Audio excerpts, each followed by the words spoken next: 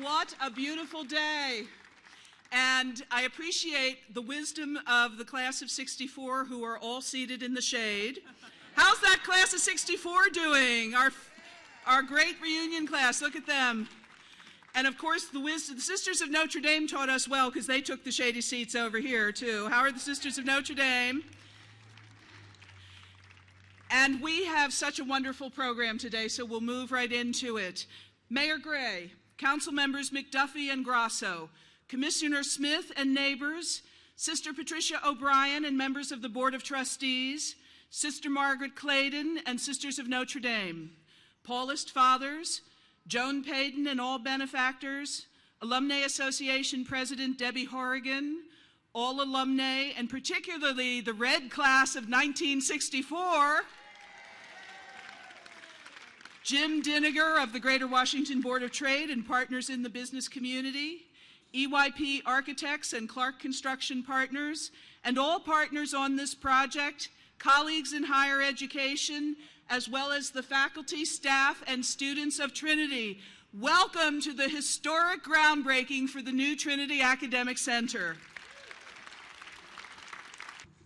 117 years ago, some very courageous and visionary sisters declared that women had as much right as men to achieve the highest intellectual levels possible. The Sisters of Notre Dame risked insinuations of heresy, considerable doubt about the viability of the project, unfavorable conditions on the slopes and ravines of the land, and a persistent lack of funds, all still part of our grand traditions at Trinity.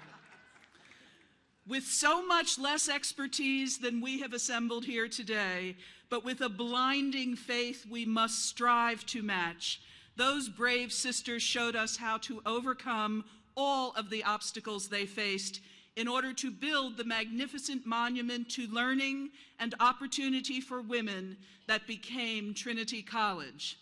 Today we pay tribute to the Sisters of Notre Dame who were our founders and who are still the moral force driving the life of Trinity. I am so pleased to introduce our leader, the Chair of the Board of Trustees, Sister Patricia O'Brien.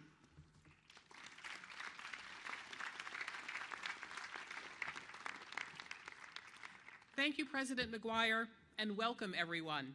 It is a pleasure and a privilege to bring you greetings from the Trinity Washington University Board of Trustees. Special thanks to Mayor Gray, Council Members Grasso and McDuffie, Commissioners Smith-Steiner, our friends in the business community, our construction and architecture partners, and our faculty and staff for your attendance here today. We are honored by your presence. And an extra special thanks to all of the alumni, especially the red class of 1964, and our benefactors who have joined us for this celebration. Some of you traveled across the city or across the state to be here, but we know that others, like Barbara Glynn, traveled across the country, and Joan Payton traveled halfway around the world from Milan, Italy, to be with us today. And we're so glad that you did.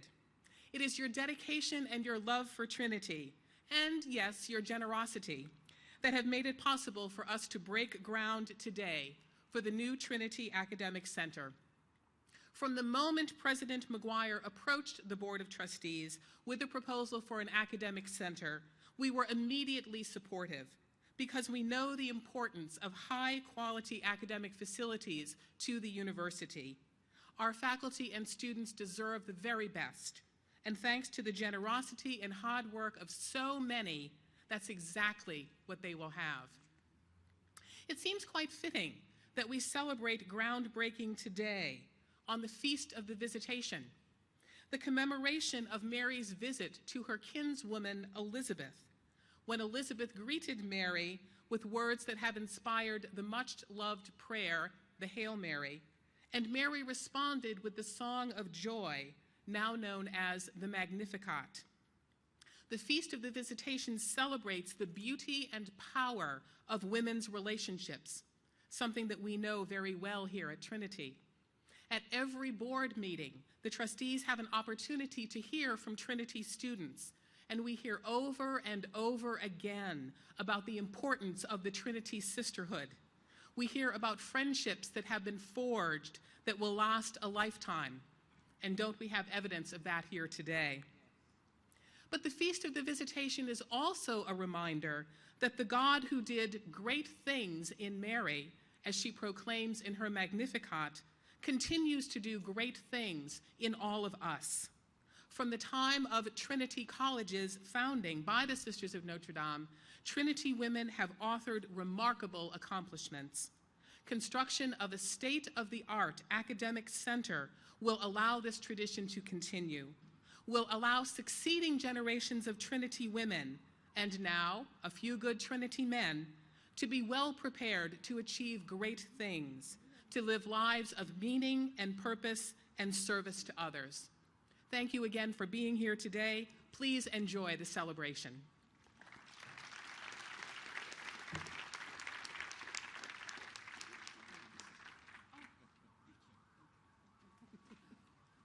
Thank you, Sister Pat, and thank you for being such a wonderful board chair and truly my conscience. Now, among all of the Sisters of Notre Dame whose vision and courage shaped Trinity, one stands out for generations of Trinity alumnae as the exemplars of our highest ideals.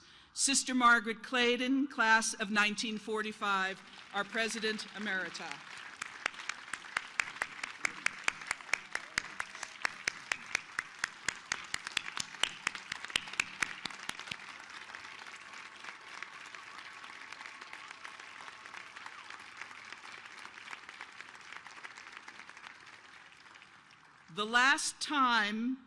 The last time, think of this, the last time that Trinity was able to break ground for a new academic building was on this very site where we sit now on October 28th, 1961, when Sister Margaret hoisted the shovel to break ground for the then new library. But this library was only the first of Sister Margaret's grand vision for the academic development of Trinity's campus. We know the story of the hard years that ensued as coeducation and changes in the church and society delayed her grand master plan. Today's groundbreaking moment truly takes up the vision of Sister Margaret Claydon once more, creating an academic facility that will ensure the quality and excellence of Trinity's academic mission through the 21st century. Sister Margaret Claydon, we salute you, and we are eager to hear your greeting this morning.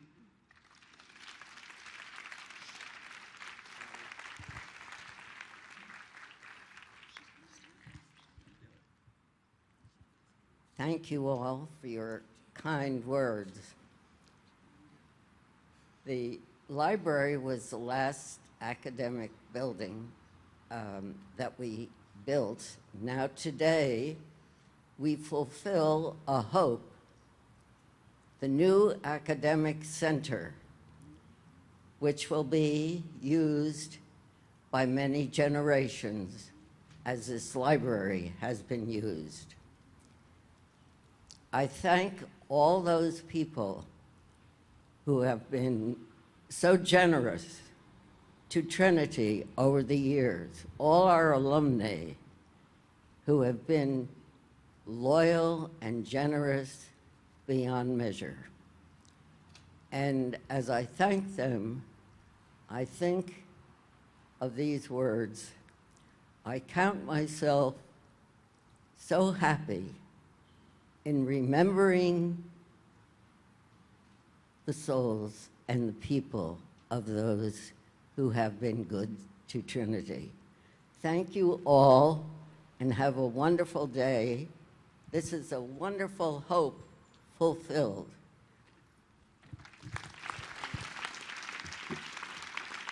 Hope fulfilled. Sister Margaret, your presence here today gives us hope and inspires us so much. Thank you for joining us today. A great university must live in service to and partnership with the needs of a great city.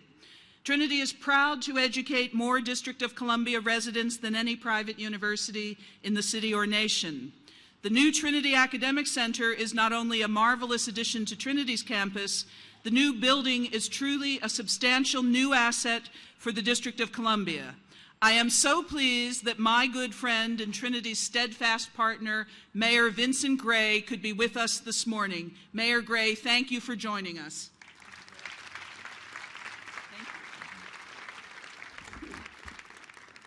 Thank you very much, Pat, for this beautiful day, and I want to thank the Lord for giving us a beautiful day on which to have this groundbreaking for this beautiful new facility that will dot this campus. I want to start by thanking President McGuire for the extraordinary dynamic work that she has done here at Trinity University. When many will recall, it used to be called Trinity College now. Now it's Trinity University.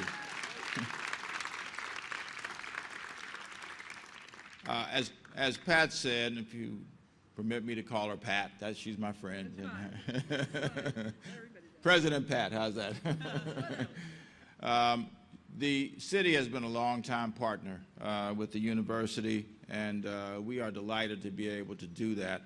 As you've heard, Trinity has 2,500 students at the university, and more than half of those students are residents of the District of Columbia as we advance our own efforts to make sure that we have the best possible education for the children, the young people, the young adults of the District of Columbia. So thank you, Trinity, for opening those doors in the way that you have.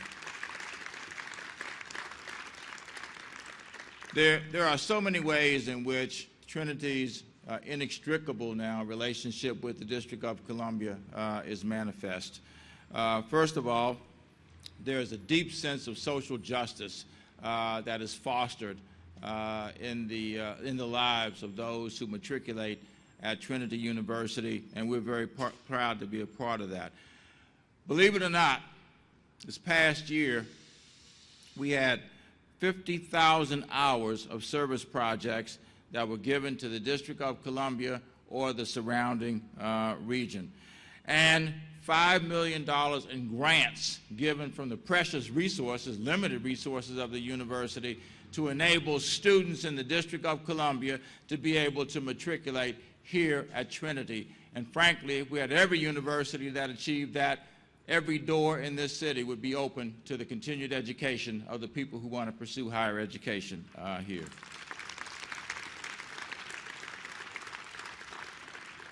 I'm proud that the university has been a part of our Raise DC initiative, which is an initiative that focuses on the very youngest of children, all the way through young adulthood.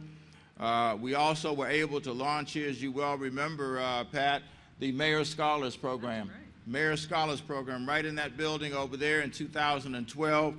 And as a result, we identified in the first group 112 scholars here at Trinity University who we were able to financially support and continue their education at this great university.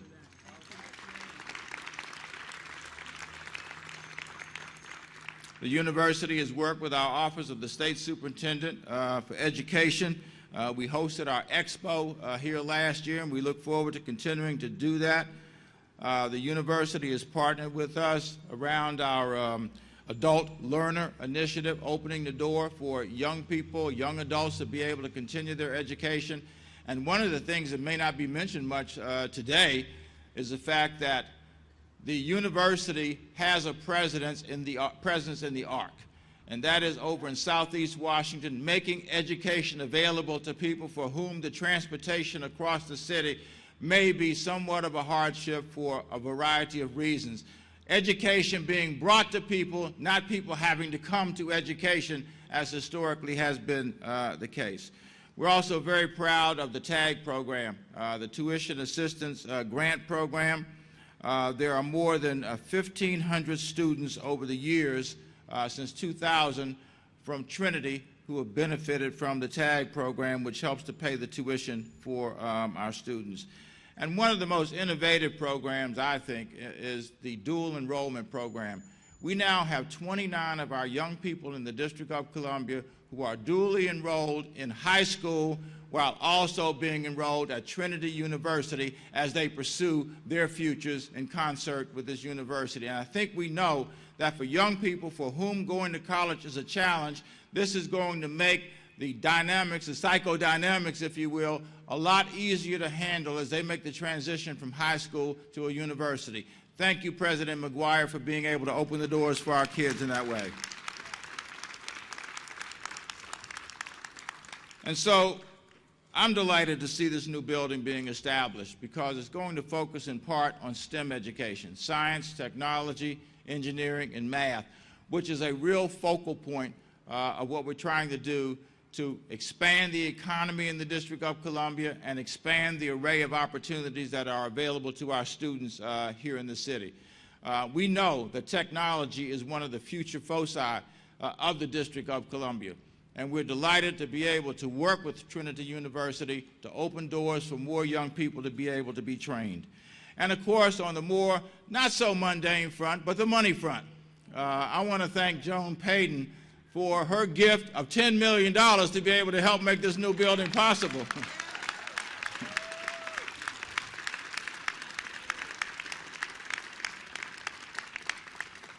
And we, the city, we're absolutely delighted to be a partner in that regard also, and that is we have a program called the Industrial Revenue Bond Program, which makes low interest tax-exempt financing available to worthy organizations like Trinity University. So this will be a $40 million facility supported by the graduates of Trinity University and supported by this District of Columbia, by our city as well. And one of the things that Pat has done, and I don't mean to be glib, and that is she has transformed Trinity University from being in the city to being of the city. Thank you very much.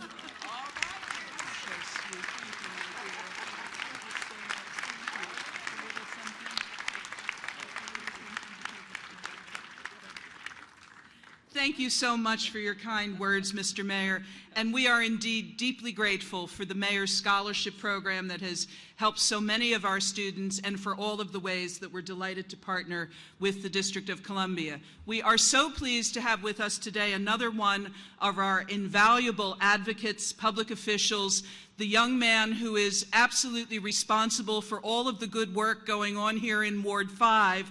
This is a hot neighborhood. I don't mean that just hot down here in front right now. I mean this is a hot neighborhood, and our council member, Kenyon McDuffie, has been part of the transformation of our neighborhood. Please welcome Kenyon McDuffie.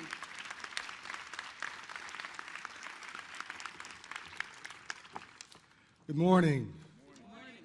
Alumni, supporters, Mayor Gray, Councilmember Grasso, Commissioner, distinguished guests. I'm so delighted to be here this morning. I have to tell you, Trinity has been one of the most vital institutions of Ward 5 for more than 117 years. And Trinity provides not only important educational services, but also economic stability to this rapidly growing part of the city. More DC residents attend Trinity from Ward 5 than any other ward in the city. And 10 years ago, the opening of the Trinity Center for Women and Girls in Sports provided a significant addition to the health, fitness, and recreational resources available to residents of Ward 5. Many members of this community and neighbors of Trinity have enjoyed the fitness center, pool, gym, tennis courts, and fields. The community is welcome at Trinity, and this partnership has helped Northeast DC to thrive.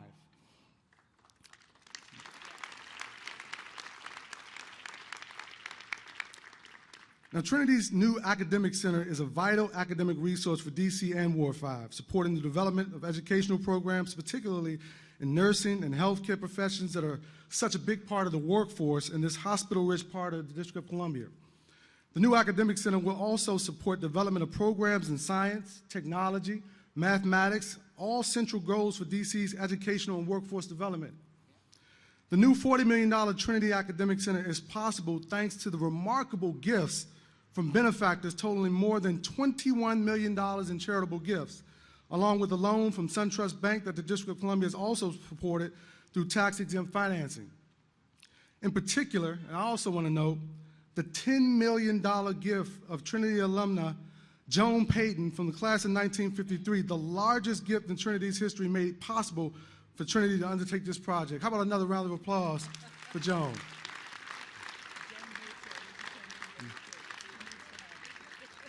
These investments ensure Trinity's vitality for generations to come, and in the same way, Trinity's continuing great health will make Ward 5 in the District of Columbia even stronger. Now, as somebody who not only is council member for Ward 5, but also has been a resident in this community for my entire life practically, I grew up just a few blocks away on North Capitol Street. I could tell you, Trinity has been one of the most open and accessible universities in the District of Columbia. Many a day I've walked past to go to school to St. Anthony's and to Archbishop Carroll, not too far from here, and occasionally my friends and I would trespass on Thanksgiving Day for our annual Turkey Bowl football game. We've always enjoyed the opportunity to really use and utilize this resource that we have in Trinity University, as well as to come in through civic associations, advisory neighborhood commission meetings, and all the ways that Trinity has opened itself up to the community. As the mayor stated, Trinity over time has really become a part of the fabric of the District of Columbia, in particular in Ward 5. And I'm just so pleased to represent Ward 5 and to be able to work with Trinity University on this project. And lastly, I didn't forget this. I wanted to save it for last. How about a huge round of applause for one of the people who I think is the most dynamic university presidents in the country, Pat McGuire, for all the work that she's done and continues to do. We have a jewel right here at Trinity University, and let's continue to work with her to make these things possible in the future. Thank you so much.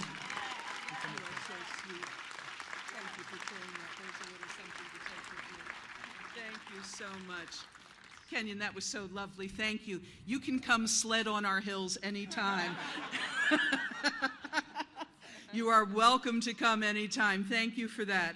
Well, we're just so pleased to have another wonderful leader of our city, Councilmember David Grasso, who's council member at large, so he has to take care of the whole city, but he has to pay special attention to Trinity for a very particular reason, because we know that Marie Dennis, class of 1964, his mother, is always watching. So Councilmember Grasso, please come join us.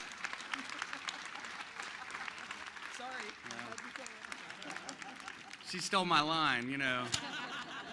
But, you know, we could give her another round of applause. Hey, Mom, I know you're out there. There she is.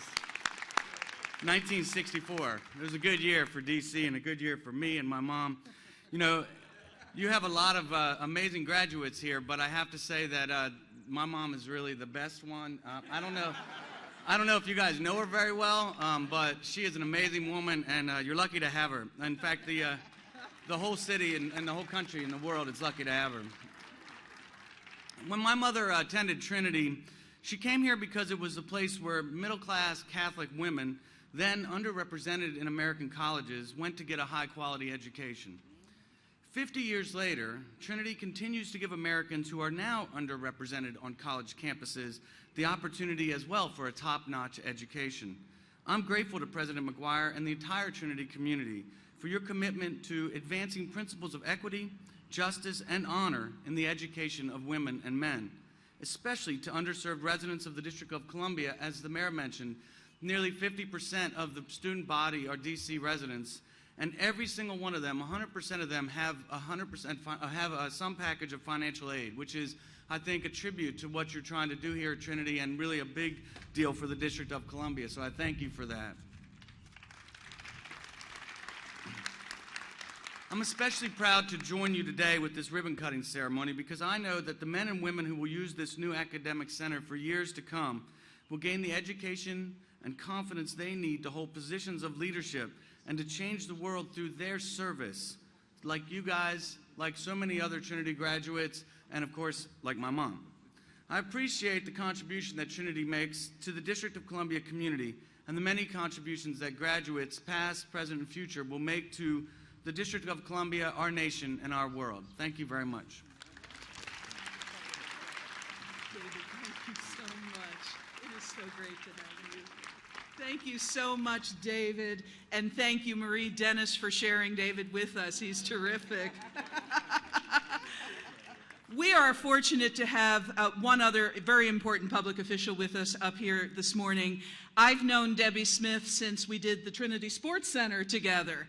Debbie Smith-Steiner is the Advisory Neighborhood Commissioner for ANC 5E, and it is she who takes care of Trinity's needs every single day and who makes sure that our relationship with our community is always exactly what it should be. So Debbie, thank you so much for your partnership, and please join us for a word. Oh, okay. Yeah. Okay. I don't mind that. You don't mind that. Well, can you come join me, please? Oh, well, all right. All right. Good morning.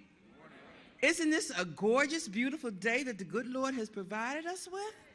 And I'm standing here with my good friend. She wants to talk about how we embarked on our first adventure with the Trinity Center, but I've known her since 1996, and that's when I became an ANC commissioner. And as everybody said, she is very welcoming and very open. I have changed my remarks like 6 or 7 times, and Kathleen and China and I have talked today, and I want to change it one more time. So I want to talk about the past, the present, and the future. Okay. The past, the founding sisters had dedicated this particular property to education for women who nationally would come here because Trinity was the place to go, and it was nationally recognized as the highest accredited institution in America. Well, in the present, what we have is our leader for 25 years, Pat McGuire, who has embarked on that and has taken it even farther as president. As Vincent Gray has said, she has even taken education over to the ARC, where underserved individuals now have an opportunity to get an education, as well as changing the name for a university, not just to be exclusionary, but to be inclusionary to young men who are now getting their education. And now as we move forward with the Academic Center, it is going to even be a greater marvel as we work towards workforce development relating to STEM, as well as all of Pat's hard and duteous work. One of the key things for me is that, as I was talking to so many of you today, is that with Pat's ability and her commitment and her and everything she does, she could have left Trinity years ago. She could have been anything that she wanted to be and have made much more money than she's doing. However, the sister, my sister, has decided that it is not about the money. It is about changing lives and making the important mark on individuals to help them uplift their self. And when I come here every week and I just go through the campus and I see the changes of individuals' lives and I get a chance to talk to them, the majority of them will say, if it was not for this university, they would not know what they would be doing. They are now energized, inspired, and they even say, do you know that the president even speaks to me and she knows my name? I said, Pat? She doesn't even remember my name sometimes. She remembers your name. But just to know that she has made this tremendous commitment to not money, not to personality, not to any one individual. She's making it to change lives, and she's doing it. And to the alumni, I'm sincerely appreciative of you being the stalwarts and the strength of this university, because without you, we would not be taking this step. So thank you very much. Thank you, Dee. That was so sweet of you. Here you go. Here's something to take with you. Thank you, Debbie. Got to get my whole script before my script blows away. Well, thank you, Debbie. That was very generous of you. I have to say a word of clarification so the alumni don't hound me afterwards. No, it's just fine. Trinity College is still our women's college, our College of Arts and Science, so I don't want anyone to worry about that. But we do, as you know, we have the best of both possible worlds today because we have 5 academic schools. We do enroll men in 4 of our 5 academic schools. So it is possible for men, young and old, to achieve Trinity baccalaureate and master's degrees here as well. And we're delighted to have a few in every class. But we're still about 95% female everywhere, so the Women's College continues. Well, all of the visions we've had for Trinity over the years would never have come to fruition without the tremendous generosity and shared enthusiasm for this enterprise that our alumni and benefactors extend to Trinity every day. As we began working on this project, so many alumni came forward to encourage the work, and those with means also stepped up to offer the most generous gifts in Trinity's history. I'm very pleased that we have here with us today Millie Hubler, class of 1949 of the Roterman Trust. The Roterman Trust gave the first gift for the Trinity Center, and we thank you, Millie, and we thank the Roterman Trust for that. I should mention, especially this year as we celebrate the 4s and 9s, that Marie Roterman, who created the trust, was one of the very first students who walked onto Trinity's campus in 1900. She was a member of the Red Class of 1904, so it has very special meaning for us.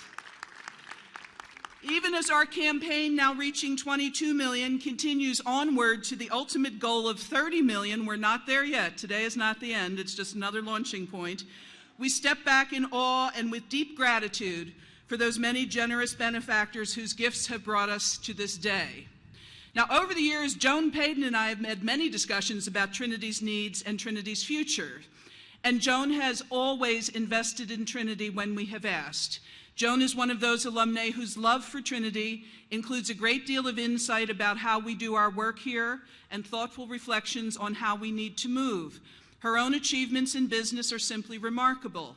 She built her business at Payton & Regal in Los Angeles into a global investment company.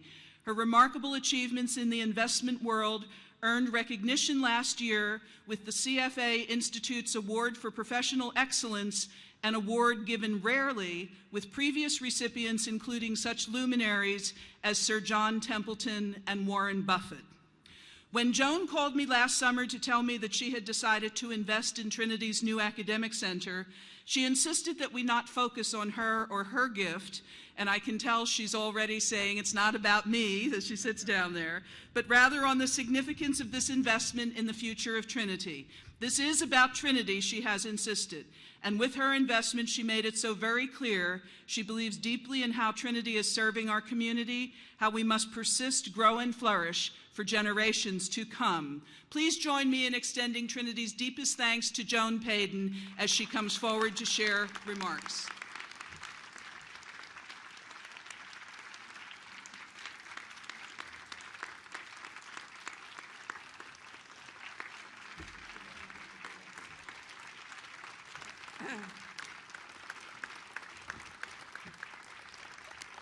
I'm delighted to be here.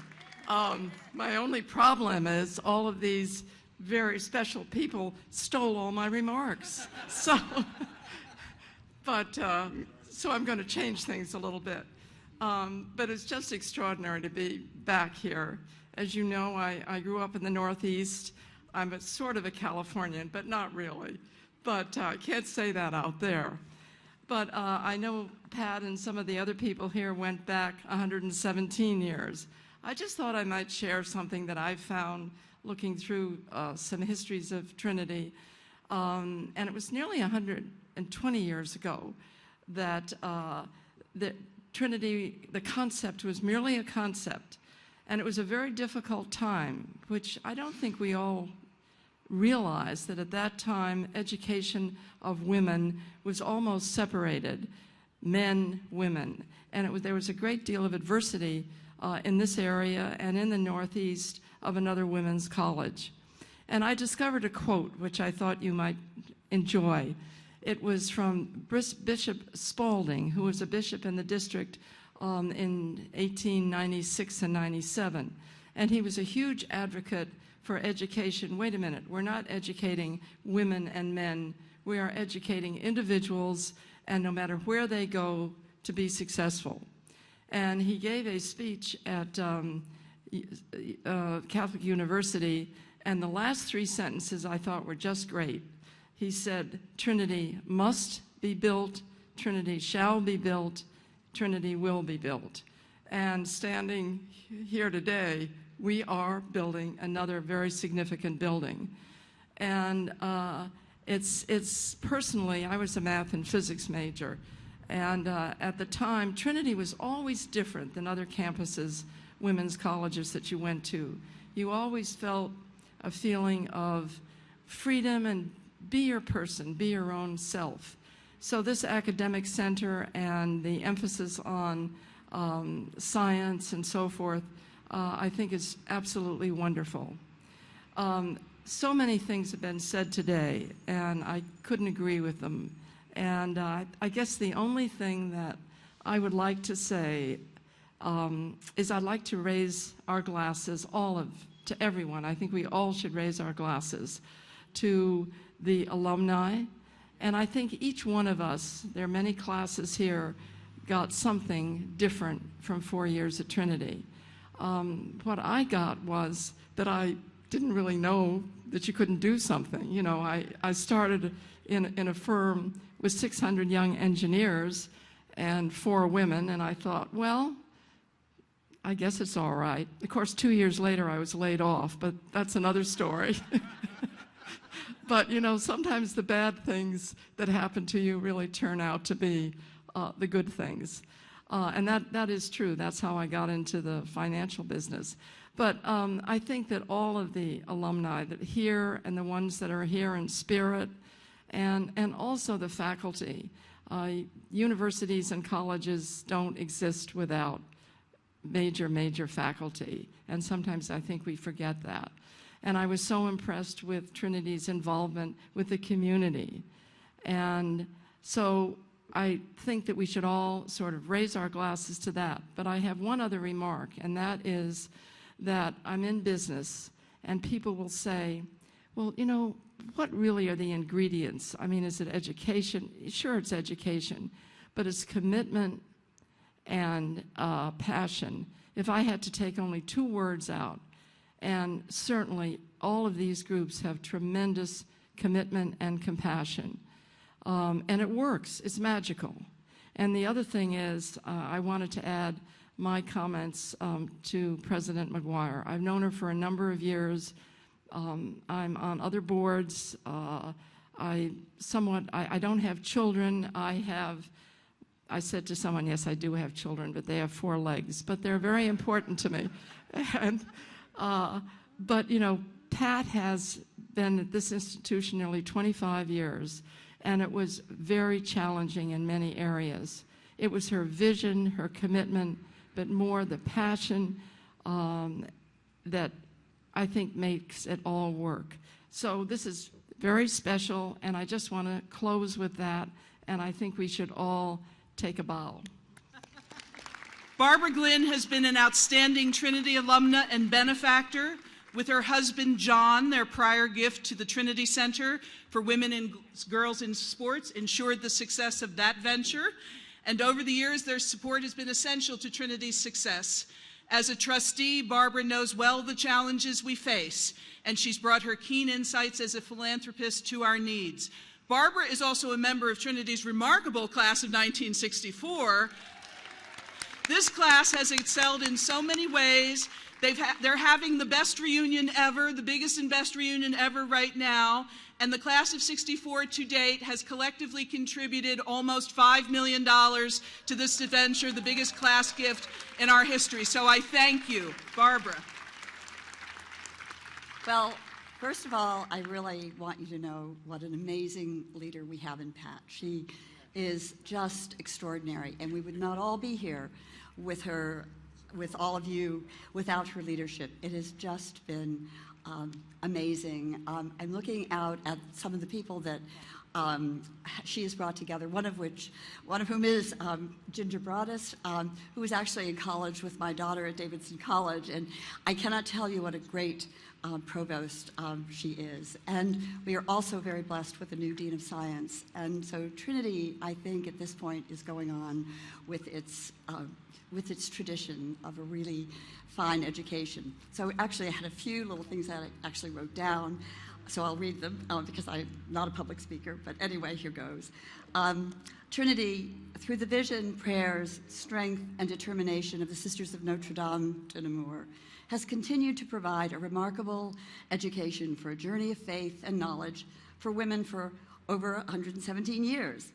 Its daughters have come from all parts of society, from its most privileged to its least privileged, Its daughters today come to its educational and spiritual hearth from the inner cities of Washington and beyond. We all at Trinity have received and continue to receive what Pope Francis refers to as an authentic experience of truth and goodness which seeks to grow within us, which then causes us to leave the security on the shore and become excited by communicating life to others. This joy of the gospel has resided in the special community that is Trinity throughout its history. The community has received in abundance the gifts of friendship, laughter, and an evergreen spirit of youth, and I would say an ever-red spirit of youth as well. It has caused its daughters, an exceptional and caring community, to go out into the world to work for what is best for that world. Sheer plod makes plowed down Cillian shine, Sister Margaret reminded us many years ago. Its graduates and its faculty, our beloved Red Roof, our Notre Dame Chapel, our new state-of-the-art Academic Center remain Trinity's plowed down Cillian. May we shine always, communicating life and knowledge to others. And here's to you, great class of 64 Reds, all of you. President McGuire and honored guests. I can dig it. He can dig it. She can dig it. We can dig it. They can dig it. You can dig it. Oh, let's dig it. Can you dig it, Trinity? Those are the lyrics to a song back in the 70s, a blast from my past. Back when President McGuire was my RA in Kirby. She was digging Trinity then, and I knew great things were going to happen. Look what she has done for Trinity. She's been digging Trinity for 25 years as our university's president. And now, as the president of the AATC, I need to ask you, can you dig it? This is the mission of our AATC. We really need to dig deeper into our pockets and support this great endeavor. I can dig it. And the time is coming when we will be asked to dig and give. There have been some wonderful alumni gifts that have brought us to this groundbreaking, and many people behind the scenes who have made today a reality, and I thank you. But the next job is ours, the diggers. I am here today to challenge all of our alumni and alumni around the world to get out their gold, their green, their red, and their blue shovels, and start to dig. We can together really make a difference and build the path that joins the old with the new. Main hall to this new site, the Trinity Academic Center. So please join me today in saluting the fantastic accomplishments of the development team, our illustrious President, Pat McGuire, and all who make this institution what it is today. The song ends with the lines, "Everything here is so real, you can feel it." Truer words were never spoken. So Trinity, you can dig it. Thank you. As a redhead, a few more minutes out here and I burst into flames. Pretty soon we're all going to be members of the red class. So in the spirit of self-preservation, I'm going to be brief. Mayor, ANC Commissioner, honored guests, Board of Directors, it really is a pleasure to return to Trinity. I attended Trinity, I'll say. I went to class here. I studied Russian under Dr. Kolikin, who stood about this high, and she called me Jeem. And every time I drive by Trinity, I hear Jeem. Wonderful, fond memories of Trinity. I'll also tell you that on a beautiful day like today, I'll remind you of the terrible winter we had. The terrible winter. Snow everywhere. And yet, after about the fourth storm, I got pretty good at removing the snow. I have snow muscles. They're back here. And then through spring, we've had torrential rains, downpours, softened the earth. Today is a great opportunity for groundbreaking. It's a great opportunity for groundbreaking, but more importantly, I will tell you that this is a great groundbreaking opportunity. The new academic center and what it portends for the Greater Washington region and the students of the District of Columbia and beyond is nothing short of wonderful. We need more people to study computer science because the cyber threat is real and a growing industry in this region. We need more people to study healthcare and nursing because as the population ages and we are a center for healthcare with NIH and the Children's Hospital and the Washington Hospital Center, this is where people are doing the best work. And to be educated at Trinity to do that great work is nothing short of where the future is going to be. And then in closing, as we look at education, as we look at healthcare, engineering, all of the elements of STEM, to be able to do it in such a beautiful new academic center, I will tell you that while we are ready and the ground is ready and our snow muscles are ready for more of the groundbreaking, this really is a wonderful groundbreaking opportunity, and it's a pleasure to bring you greetings and best wishes from the Greater Washington business community. Thank you. For over a century, Trinity's extraordinary faculty have created a spectacular community of scholars.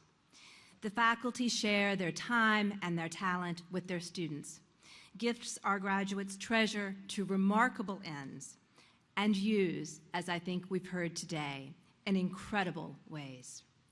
Thanks to the generosity of our donors who learned to achieve their potential with the guidance and intellect of their professors, the faculty and students of today and tomorrow will dream, strive, and excel in a building for all disciplines, a building grounded in Trinity's best traditions and designed for Trinity's extraordinary future. The Academic Center will bring even more light and life to our university's motto, knowledge is the servant of faith, a beacon and a testament to our faculty, our founders, our future.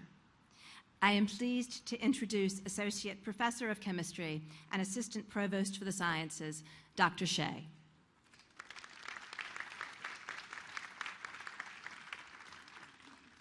STEM majors and chemists like me, we love explosive reactions like the one we're about to have here. And this reaction has 3 key reagents: dynamic faculty, talented students, and now modern science laboratories in the Academic Center. Trinity faculty in all disciplines are dynamic, and in the sciences, this means they jump from patiently teaching a student's first dissection to running rigorous research-based courses. They jump from creative interdisciplinary programming, such as Henrietta Lacks Comes to Trinity or Globalization and Pandemic Influenza poster sessions, to conducting their research at top-flight institutions, such as Children's Hospital and the NIH. Our students are talented in all fields, and in the sciences, a record number placed into prestigious internships this year at Johns Hopkins, Baylor, Georgetown, NIH. Sciences at Trinity are on a roll. But no matter how dedicated our faculty or talented our students, we have no room to grow in our 1940s facilities. The Academic Center comes at a perfect time. The combination of our current Claire Booth Luce professors, young women scientists and mathematicians in fields where women remain underrepresented, our talented students, the majority of whom are from groups underrepresented in STEM, and the new Academic Center together will make Trinity uniquely suited to give women from all backgrounds opportunities to excel in the sciences. 2 years ago, I left Smith to join Trinity's faculty in their mission to meet each student where she is and give her the best. And now, on behalf of Trinity faculty, I thank you who, through your generosity, make our mission not only possible, but explosive academic excellence to come. With us today, we have one such explosively excellent student. I am proud to introduce Miss Anna Rowland, class of 2016, biochemistry major and Roterman Scholar.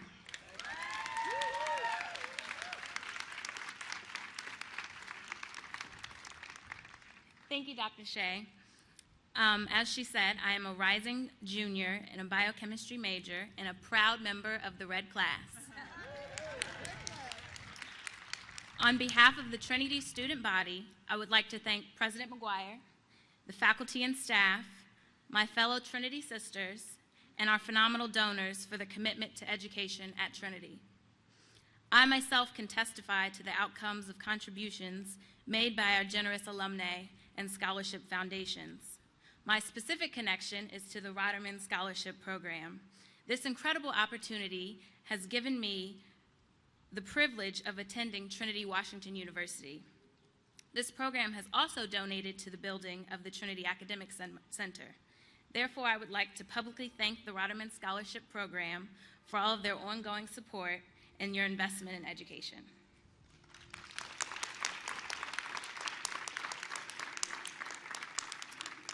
I would also like to thank the amazing faculty and staff, for without their passion and dedication, the new Trinity Academic Center would not be used to the greatest capacity. It is the professors' commitment to education and their devotion to seeking their students succeed that will maximize the purpose of the new building. The Trinity community allows its students to not be numbers, but voices, which enables us to achieve great things. Due to the commitment of my professors, I am proud to say that I am successfully obtained and I am currently participating in a 10-week competitive summer undergraduate research internship at Johns Hopkins University School of Medicine.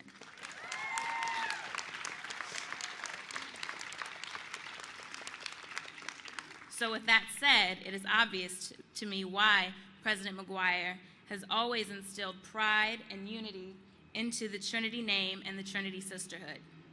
I am proud to declare that I have truly felt encouraged by my peers to be the best version of myself.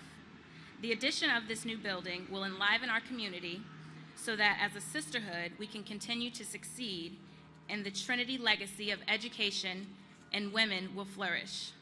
Thank you for allowing me to be a part of this milestone in the Trinity history, and go Red Class. Thank you so much. Wait, let me give you one of these. Thank you so much. Thank you. Oh, and isn't she great? That's our future. That's our future. Thank you so much. And thank you, Dr. Shea, who we love as Zooks, and thank you, Ginger Broadus, as well. Before we get to the blessing ceremony, we're going to hear a word from our important partners. And before we do that, I just want to take a moment to say thanks to so many people who have made this day possible. First, thanks to our Board of Trustees who are up here baking in the sun, and they're going to say, why didn't I put them in the shade? Well, you got to be in the sunshine sometimes, all right? Thanks to our Board of Trustees. Thanks to all of the staff of Trinity who have worked so hard today to make this a beautiful day. And thanks to all of the staff who have worked so hard on this project. And I want to call out in a very particular way Mike Malawicki. Where is he? Mike is our liaison to all of the staff partners as well. To bring this project to fruition, we work with many wonderful partners, and I want to recognize some of them. Maureen Dwyer and the team from Goulston Stores, thank you, is our Land Use Council, and also our council for our bond and construction and just about all the other legal parts of this, which are quite a lot. I want to thank Michelle Dandino from Jones Lang LaSalle, who is our project manager. I want to thank Jill Fields from SunTrust. I don't know if Jill made it today, but SunTrust is our banking partner, and we're so grateful for that, and Emily Abrantes from PFM and the PFM team. I want to thank, in a very special way, Irene Hannon of our Board of Trustees, who, being the chair of the Finance Committee of the Board of Trustees, has made sure that all of those parts work well. So thank you, Irene. Very special thanks. I also want to recognize and thank everybody who's here from Einhorn, Yaffe, Prescott, EYP, Architects. Alyssa's going to speak for you in a minute, but thank you all. Everybody who's here from Clark Construction, thank you, and from all of the other partners, Alpha, and all of the other partners who are here. There are so many partners who are involved in this project. And we're very pleased to have today two of our partners, Mike Alto from Clark Construction and Alyssa Kellett from EYP, to have the final word before the blessing. So Mike and Alyssa, please come forward. And Alyssa is so smart. Check out that hat. That was the right. She read the memo. Anna, you are why I do what I do. Thank you. I believe in the power of a great idea. And in this project, the great idea came from President McGuire. President McGuire had a vision for this building, that there should be discovery-based teaching laboratories for students, both for the health professions and for the sciences, and that they should be brought together with general purpose classrooms that benefit all of the students of Trinity. My mother got a chemistry degree in the 1950s. And for her, at the time, there was no opportunity for a woman to get a job in a science laboratory. So today, for my daughter, also a science major, and for the Trinity students who are graduating in the STEM fields and in the health professions, there are so many opportunities that are going to be available. It's breathtaking. So I want to ask those students to take up another challenge. This isn't a financial challenge. And to play this wonderful gift of a building that you've received from your administrators and your benefactors, to play it forward and to make sure that you take what you learn here at Trinity and in this building that we've designed and to use it for good. So, Mike?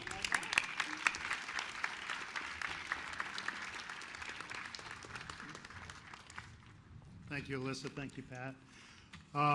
Jim, you may have red hair, but I have less hair, and it is really hot down here, so I'm glad to be up here for a few minutes before the blessing.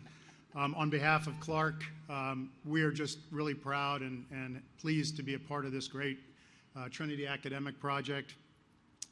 We truly do believe it's going to have a transforming effect on this campus and a transforming effect on the students that will learn here, and the way they learn. I think it will be very different, and we've got a great partner in EYP.